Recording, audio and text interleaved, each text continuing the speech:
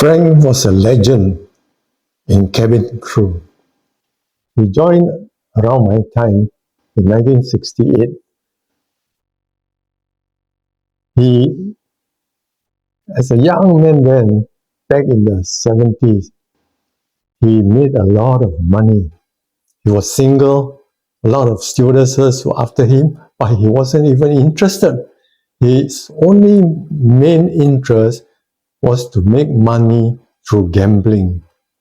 And he was very good and was very lucky. Anything that he bet on, he would make a lot of money. And in those days, we can only afford a small car to get by. But this legend called Frank, he was driving sports car. I remember seeing him with an open hood, Sunbeam, Spitfire, Triumph, Alpha Spider, Porsche, even Mercedes Sports. He got lots of money. He bet on horses. He bet on Paikao, Chinese game, and he made a ton. He made about $500,000 Singapore dollars in the 70s. And he lived in a luxurious apartment all on his own. But, like all gamblers, they don't know how to save the money. And not lucky all the time. So his luck went against him. He kept losing. He lost all the money that he had. He even sold his apartment. And he started to borrow from his friends and from the fellow crew. So he wasn't that popular after that because people shun you, once you got no money. But once you have a lot of money, everybody will just crowd around you. That was what happened to this legend. He was broke, but he still got a job. And he got by. And he gambled also on a small scale, but still he couldn't recoup what he lost.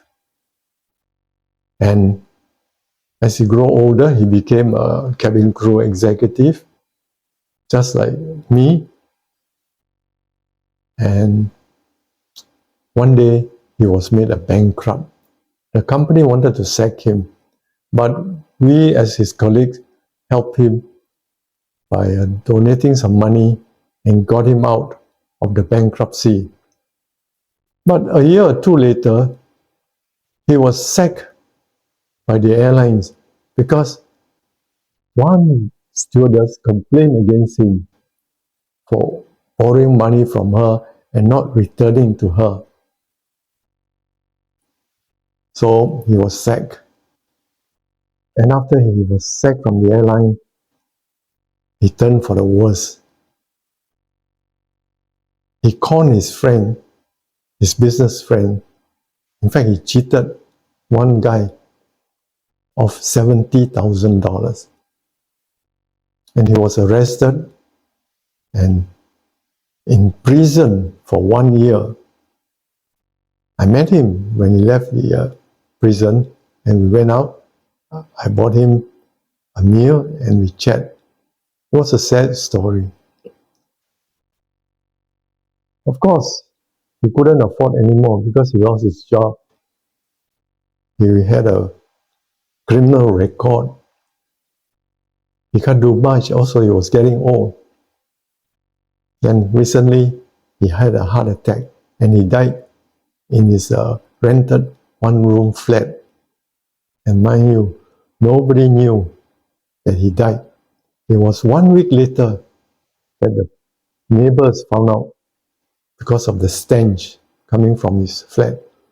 The police were involved and they got hold of his mobile phone and looked at all the contact numbers and tried to contact all the friends of his through the phone, the list. Nobody wants to go near him. Nobody wants to claim his body. So after a while, There was one kind soul of in-flight supervisor.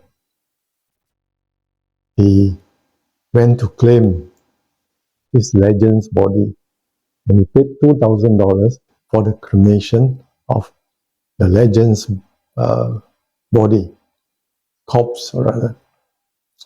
Really, this is a tragic life of legendary Frank